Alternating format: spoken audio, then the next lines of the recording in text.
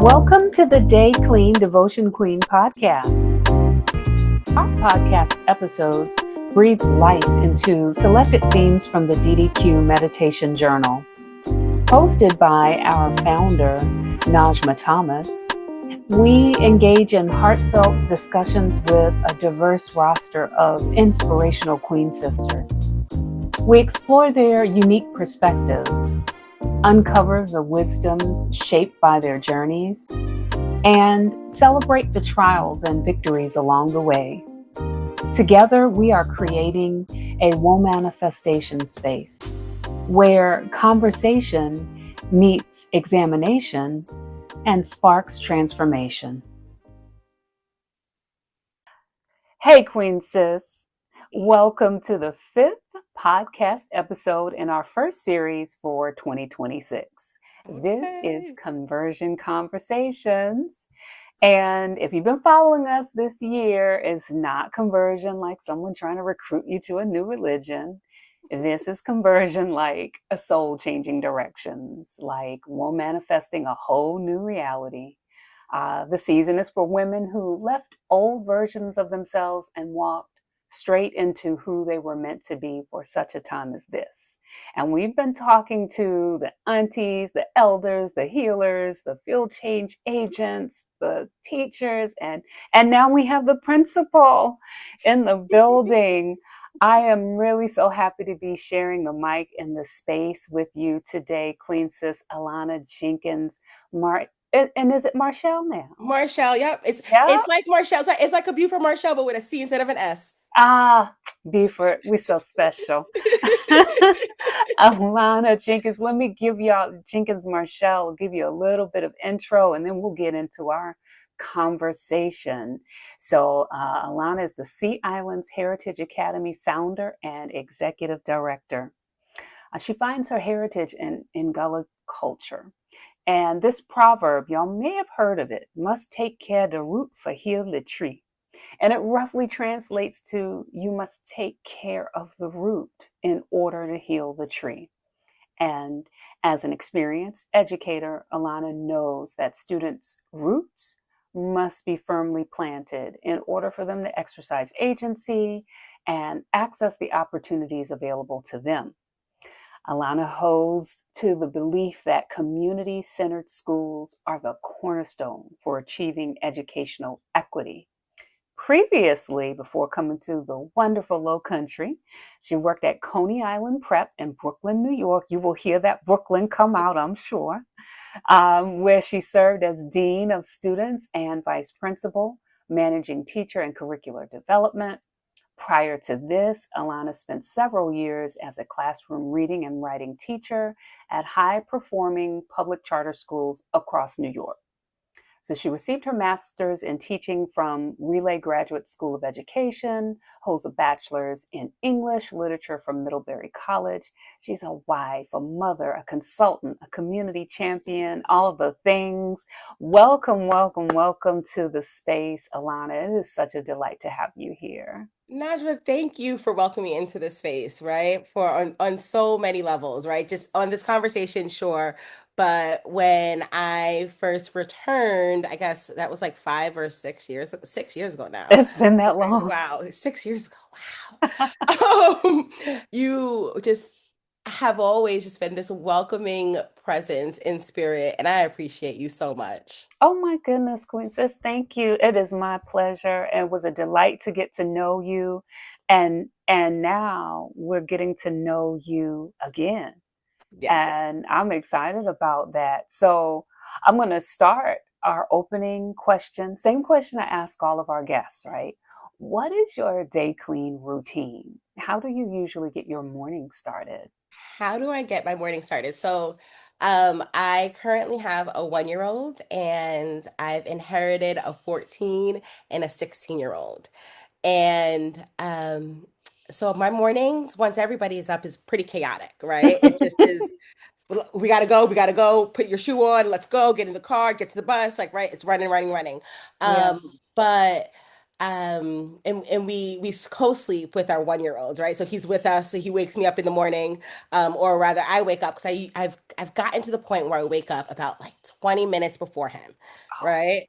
And it's a beautiful 20 minutes, right? He's currently taking a nap here, and I don't know if you can hear this little shusher that we have, his little white noise background. Aw. And it is just a moment of peace. And I get an opportunity to sit in gratitude for a moment, Mm, right? And I am somebody who loves a good devotional. I'm currently doing a devotional that's around prayer, right? And mm, around prayer and encircling prayer. And I spend about 10 minutes or so kind of reading and getting an opportunity to be grounded. And taking a second before the day starts to just kind of sit in gratitude.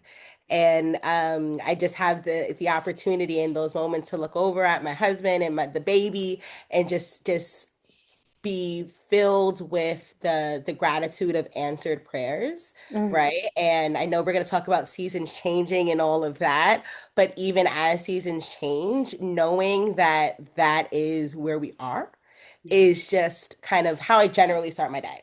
yeah. Um, and then my husband's alarm goes off, and then the baby wakes up, and then we gotta yell at our 14-year-old 4 times to wake up, right? And then it Before all of starts. that happens, it is just like a quiet moment of solace and gratitude.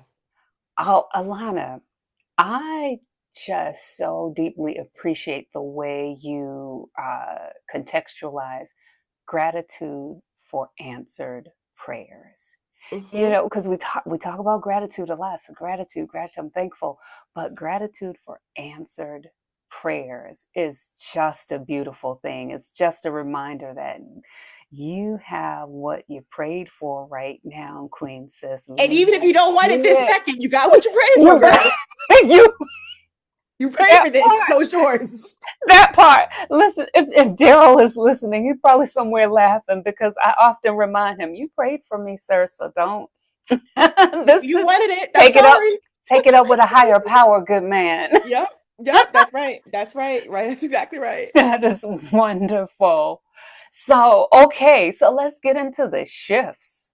Yeah. So, you've done so much in your educational background, stewarding the next generation coming in, but now is a new season in your life. When Yeah. people encounter Alana in this season, who are they meeting? They're meeting someone who is peaceful, Mm, right? And I say that because there was a time in my life where there felt like um, a constant state of chaos, right? Right? Especially when you're building something new. Every single second, every phone call, everything matters so much. And I am sitting in a piece of very high, very high victories and very low valleys, right? mm, And knowing that it's gonna be okay, right? yeah. And there's just a level of peace that comes with that, right? And you're also meeting somebody who has a fight, but also can see how the systems are working so hard to wear us down. And I'm not letting the systems interact with the peace, Mm, right? And so it's just kind of knowing that those two things exist in this moment, and that's okay. yeah. And so kind of that's the person who you're meeting right now. It is a delight to beat you. And I'm going to reach out and touch some of that energy of not letting the system interact with my peace. Like you Hmm. can't, thou shalt not cross.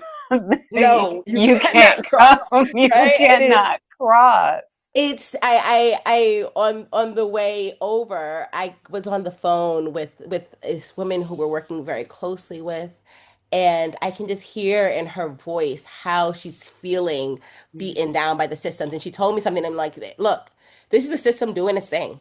It's Yeah, doing what it's intended to do, and keeping you out of this space is what it is intended to do. surely. Keeping our kids from accessing the greatness that they deserve and their inherent greatness is what the system is intended to do. And you just going back to your question, right? You are not, you are meeting somebody who is not afraid to say that, Yeah. right? There has been times where the messaging that I had to use was really rooted in making sure that the system would accept, It's okay. right? It's like I Yeah, I yeah. I tell everybody I know that I'm a palatable Black girl. You know what I mean? Hmm, And I am hmm. somebody that people could see and they're like, "Oh, look, no, she's safe. She's okay. She's okay." She's approachable. Exactly. She's approachable. She doesn't scare us, No, right? she's all right.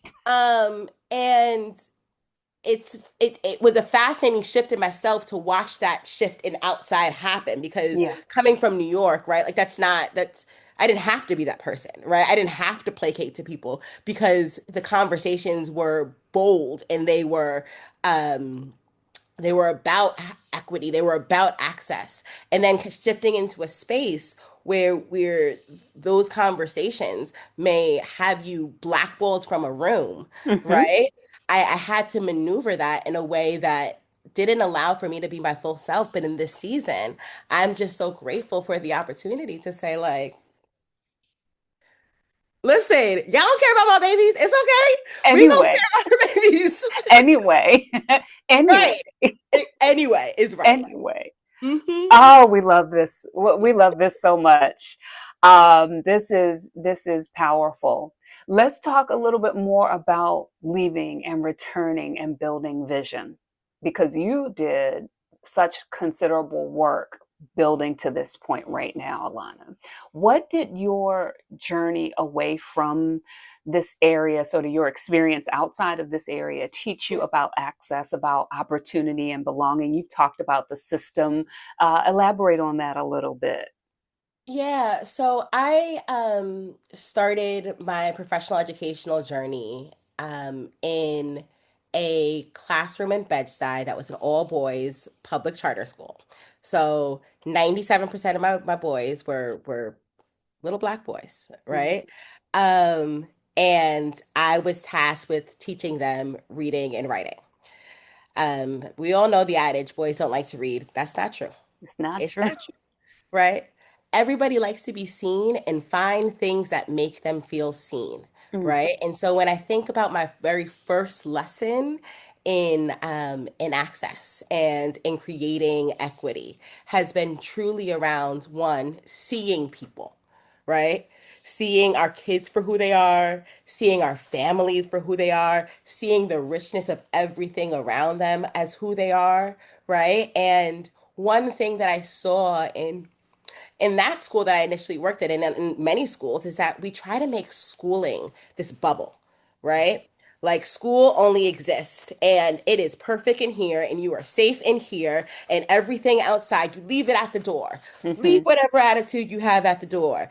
And hmm. it's just not It's not realistic, realistic. right? And it's like, okay, you have all of these levels of greatness that are in you, right? From your ancestral greatness to who you are. You're funny, you're silly, and you also sometimes like to read, but you really like to talk. So how can we leverage who you are to make sure that you are getting what you need, right?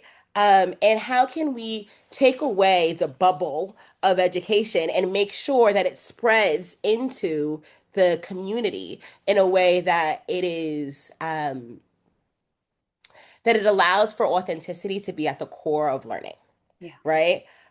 So really, so I got two lessons there, right? Being seen, thinking about like building authenticity by understanding the community, understanding who kids are, where they come from, and valuing that. And the third is a real simple one, and I learned it at a parent teacher conference. I had this this co-teacher, and Jahan is so cool. She's like the coolest person I ever know met, right? Like, and I'm not really that cool, right? I like to read. I'm just You're like I'm cool. serious. I'm cool in a different way. She's like super cool. And Uh-huh. I was watching her at a parent-teacher conference, and the first thing she said to this parent was, "Oh my God, I love your nails," right? And it was a moment for me because there is a level of humanity that we take out of schooling, Hmm. and there is a necessity to one understand that is something that happens in the system, right? The system is designed to take out a level of humanity, right? And it is our role as the educators sitting behind this table talking to you about your child's success and who they're going to be in the future, right? To see you as a human, right? Hmm. Who spend 45 minutes to go to whatever nail salon and have very, very fly nails. And I can see it and I know you and I see it, And I right? see We're you. here, right? And I see you, right? And so it's not only seeing the child as who they are, but seeing their family, seeing their community. And I guess like I'm saying the same thing over and over again as we're sharing, right? Like it Yeah. is about having your eyes open to who people are and finding a space to connect. Yeah. And I think in education, we don't do that enough, right? Uh, Anymore, anyway. anymore, anymore, Anymore. Yeah. right? Because we And used to. we used to. And I think we used to, and then there was this period of time where like respectability took precedence over authenticity. Yeah. And so when that happened, it created an even further divide, and it created a further divide amongst us, right? Like I am better. No, no, no, no, Hmm. no, no, no. We're Hmm. not. We're here. Let's talk and let's be Yeah. people. Yeah. Um, Oh my goodness. yeah. I am hanging on to so many of the things that you just shared, Alana. But one thing you said when you started responding to this question was, let's take who you are, let's leverage who you are so we can get what, so you can get what you need. That Yep. for me is, that's an education, that's an educator's life lesson, but that's a life lesson in general. Like I have to Mhm. leverage, I have to know who I am and leverage that so I can make sure I get what I need as well, right? Yeah. And I So think we don't have powerful. enough spaces for people to learn who they are, you know? Yeah, yeah, yeah. And we're almost afraid to know who we are. And Mhm. I am somebody who talks very openly about like, look, I've been in therapy for 9 years and it Yeah, done changed my life. You know what I mean? And it did because it allowed for me to take a look at myself and take a look at my patterns without fear, without shame, and no be able to judgment. without judgment and to be able to say, oh, this is who you are, right? Cool. Let's use that to understand other people. Yeah, I like it. Yeah. I like it so much. So you came here and said, you came back to this community and said, I'm going to do something differently. You didn't just join a school system. You co-designed and sought to build one with this community, with the community that you've described by seeing people. What does what does founding something like that, a charter school, a outside of the box, quote unquote, approach to learning, what does that teach you? What did it teach you about who education is really designed to serve, and sort of how to serve in the community even? Mm. She's like, oh, do you have time? I mean, what kind of time do you have? Um, so honestly, I didn't come back with the intention of like that was never what my intention was, right? To come Okay, found the school, right? My intention was to sit in my house and read a bunch of books. That's what my intention was. And to find my way to Hunting Island every now and then and to sit on the beach. That was what my intention was, good right? intentions.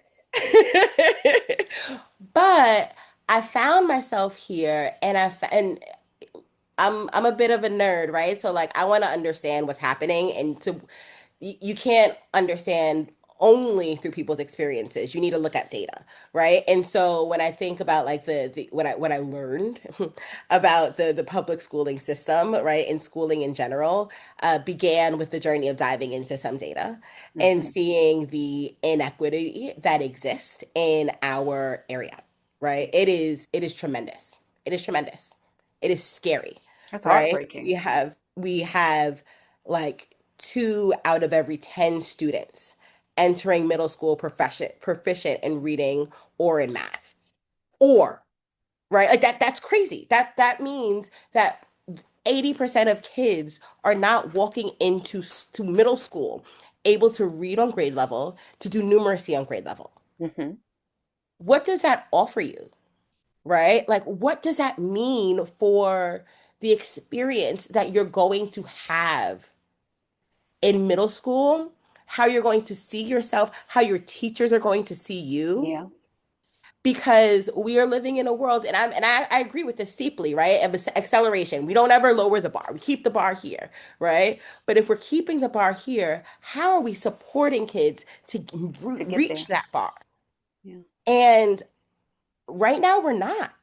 Right? Like we are looking at school systems where we are consistently failing the same kids over and over again. And then we are confused at why there is like a $50,000 income gap, or what it means to be black and what it means to be white on St. Helena Island. Well, because we have mistaught all of our kids.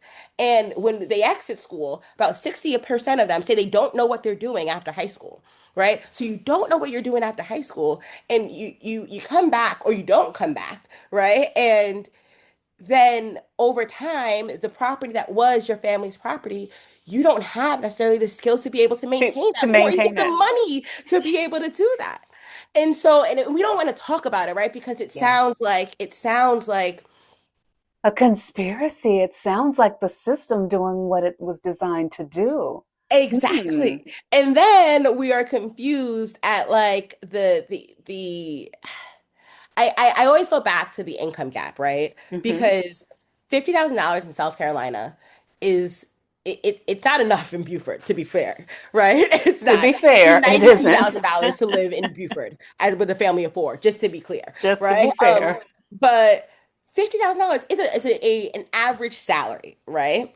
And so what that means is that in certain households, there is an essentially an additional person, right, by way of income that allows for time, it allows for thoughtfulness, it allows for less stress, Yeah. and that all matters and matters so much. In so many The- ways.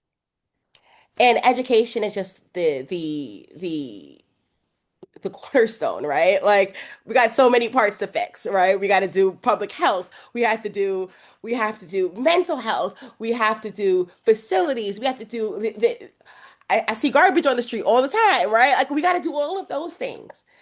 And education allows for those things to happen at a rate that far increases anything. Yeah. Yeah. No, without question. It has always been liberation, right? It Yeah. has always been the path to liberation.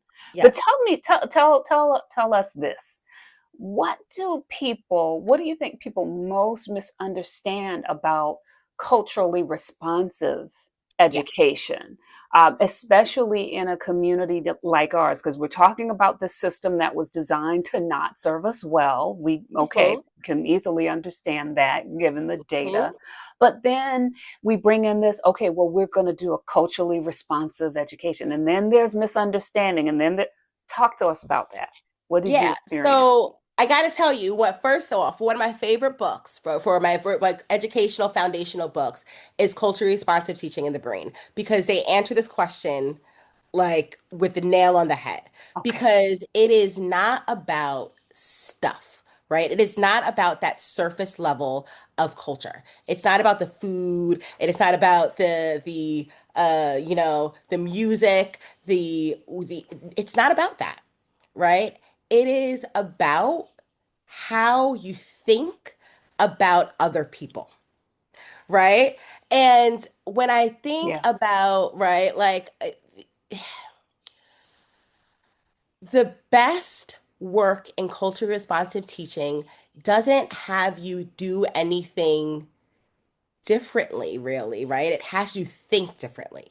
It has you stop when it has you see when your brain is leaning into your own biases. Hmm. It says, say, my brain is leaning into its biases.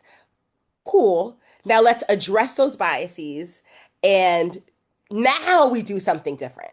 It's not about the outputs. It's not about like coming into school and playing the drums, You have right? your dashiki on, and you could No, have a it's basket in your no, hand.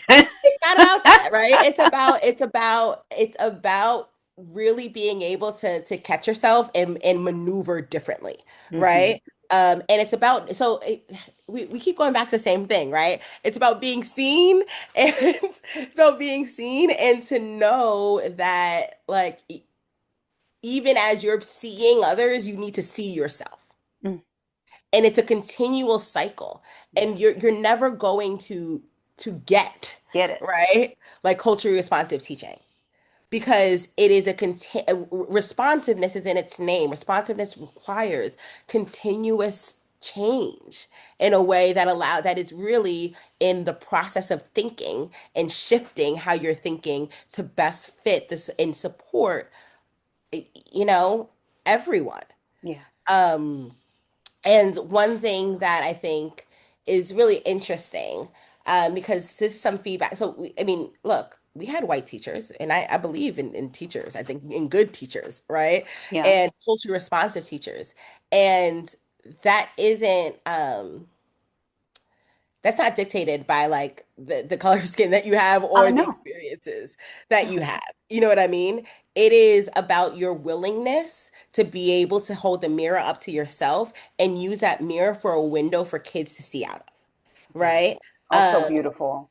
and it's about being able to do that more than it is about who you are and who you were and who you've come from. It's about understanding that story and using that story to understand your biases, understand how you see the world, and question yourself constantly. Oh, that's it. The mirror and window and mirror imagery is such a beautiful way to put that. It is just Yep. such an ongoing balancing act. It's an ongoing act of Yes. love, like encouraging. Ugh. Oh my goodness. So I could talk to you Active about love that. is so right. I'm sorry. I love is one of my core values, right? Hmm. Because we live in 2026 where everybody does core value work, right? But Hey. love is my one of my core values because like when you're able to love, right? And when you're able to love yourself, you're able to enter with grace. And when you're able to enter with grace, you're able to forgive yourself, forgive others, and understand where people are coming from without it feeling like a weight. And we don't live in a space where there is enough love, right? And unconditional, like radical love. And I think about the work that I do in education, right? My kids won't ever say that I'm like, I mean, they sometimes say I'm nice, but I'm not really nice, right? They know where my line is. And it's because I love them. And I'm not gonna love you to death. I'm gonna love you to life. And life sometimes means telling you about yourself and let's get it together and let's move on. Because I Hmm. love you. And Hmm. that's it. There's nothing you can do about And it. what kinds of humans have a better barometer for love than young humans? New young humans, their love and their BS barometers Hmm. are tuned, and they can, I think, anyway, can feel it, they can sense it, they can intuit it nearly immediately. Hmm. And if it's there, you can teach them almost anything, Yes. Yes. anything. Yes. And if Yes. it is not there, you can be a rocket scientist and you can't teach them anything. Anything. Anything. They look, because the thing that people forget about learning is that learning happens in the intersections of mistakes, Mm, right? Like you have to not know something to then know something. And you have to be vulnerable enough to not know something to be able to then learn it. And you're asking somebody to be their most vulnerable self with you when they are learning.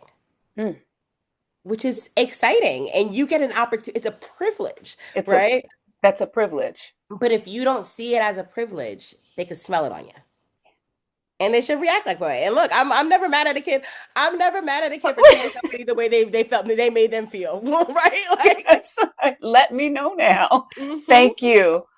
Oh, that's so incredible. Okay. All right. We already have to get to wrapping up. I don't know how the time like goes with these conversations. I look down, it's like, oh my goodness. Okay.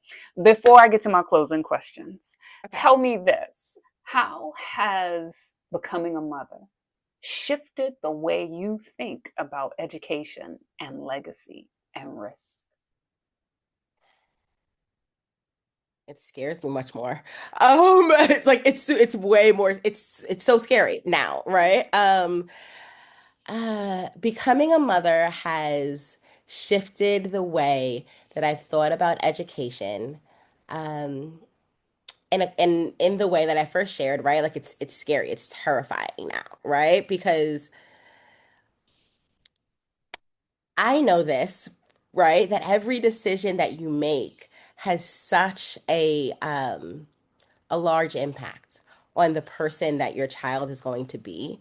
And at the same time, you can do nothing about the person that they're going to be, right? And so that is a challenge, right? That's a new challenge for me as I think about this. Um, and I also just, I'm just very thoughtful about the ways in which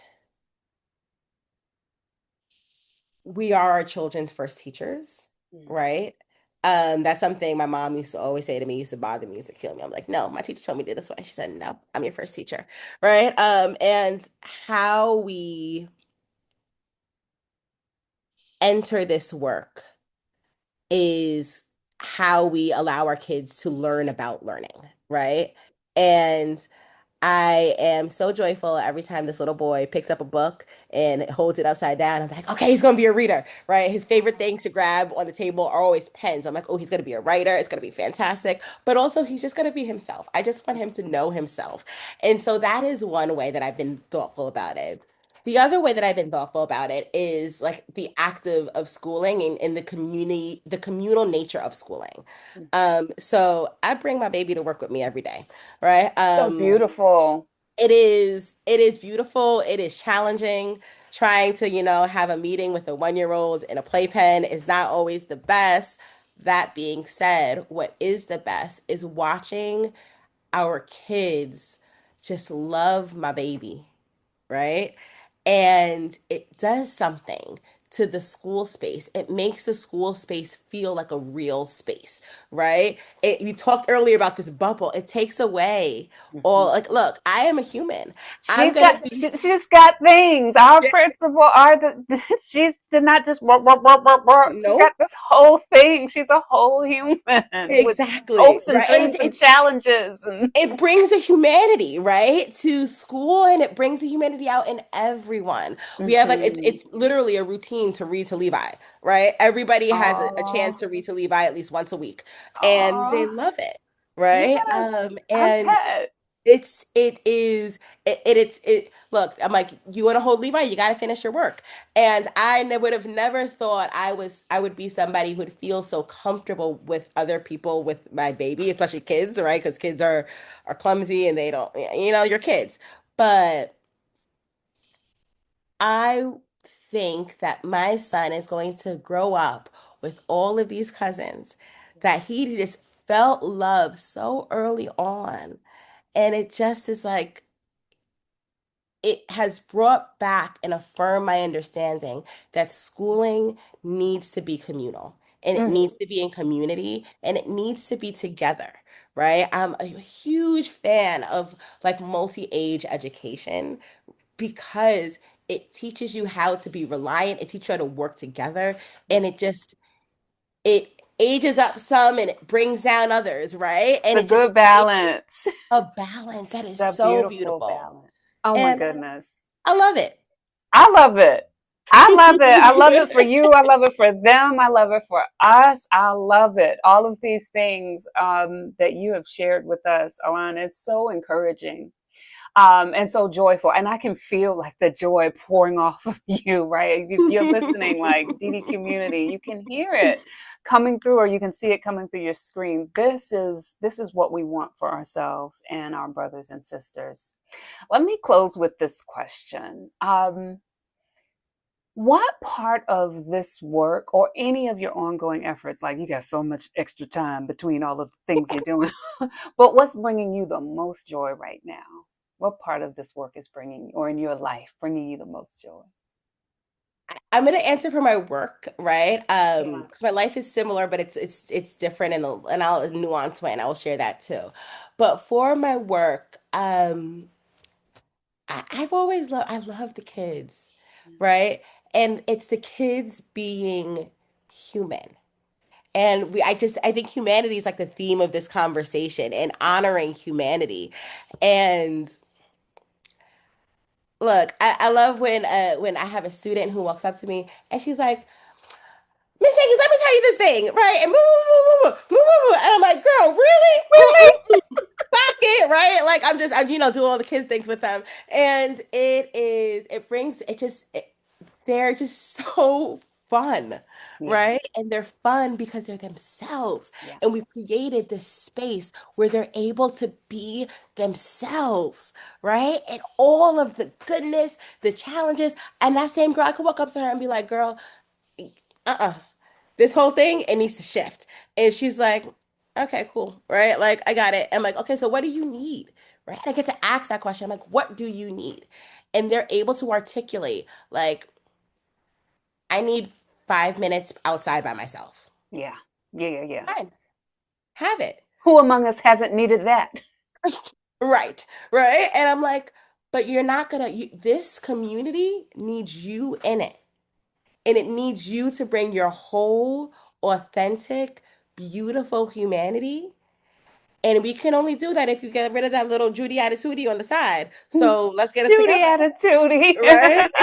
And, and we do that. And I think the joy that I get is in those, in both like the hard moments and in the joyful, just talking moments with kids, is just knowing that we've created a space that they can be themselves and just enjoying them. I love them. I No love doubt. them, right? And just No enjoying doubt. who they are. No Um, doubt. and I think in the same way, personally, I have these teenagers and a 1 year old, right? And we eat dinner together. It's an important value for me, right? Like I appreciate a dinner table. So we'll eat dinner together. And the teens are both drummers, right? And so they'll always start drumming on the table because I live in a house full of boys who are always loud doing stuff, right? And they're drumming on the table, and then their little 1 year old brother will start drumming and screaming with them. And it's just one of my favorite moments. It's just this moment of like family and joy and you can it just all comes back to creating these spaces Yeah. where people can be themselves and can enjoy being themselves, right? Yeah. And teach a little small human how to be himself. And it just is just like it's so joyful, and it's so joyful to see like the teenagers with their dad because you never think that teenagers like to be around people, but they love They that man, do. They right? love And it. and just seeing them all just this wanting to be in the spirit of each other Mm. is just what I find joy Oh my goodness. So that's leaking all over me, right? in. The wanting to be in the spirit of joy and company and community and family. What else even is there? We don't. Literally nothing. What else even is there? Circling back to the beginning, right? This is the living and answered prayers, Yes, that's it. right? Because That's that's it. the moment, right? That's And the I didn't know thing. I wanted this moment in this prayer, but this is the moment that I wanted. That's This it. moment right here. Amen and Ashe. Oh my goodness. So I gotta, how can folks, how can the DD community support the Sea Islands Heritage Academy and your work and creating more of this space? Let the people know how they can get in contact with you. Okay, so getting in contact with me is easy, right? Everyone has my cell phone number, right? I got a cell phone number that's been plastered around the world. But more importantly, you can find us at seaislandsacademy.org, number one. You can also reach out via email at info@seaislandsacademy.org. You can find us on Facebook there as well. Those spaces, the way that you can partner best is by offering your joy, right? And telling me and sharing what you have done and the work that you do so that we can connect with kids. You can connect that with kids so that they can understand and see like this is what joy looks like in action in adults. Oh, wonderful. Yeah. Y'all, for your listening, if you're listening and looking, just scroll down. That link is going to be in the episode notes. Alana, this has just been a pleasure. Thank you so much. Thank you This so is much so for much fun. sharing in this space, for bringing your joyful, wonderful insights to this space. And folks on the in the interweb, you know I say it every time. If you enjoyed, if you were inspired by what you heard or saw today, and I know you were, don't keep all this goodness to yourself. Sharing is caring. Share with your networks. Let somebody else get a little bit of this as well. And until next time, I hope the remainder of the week, wherever you are in the week, is everything you need it to be. Thanks so much for tuning in, Queen Sis. Have an incredible rest of your day.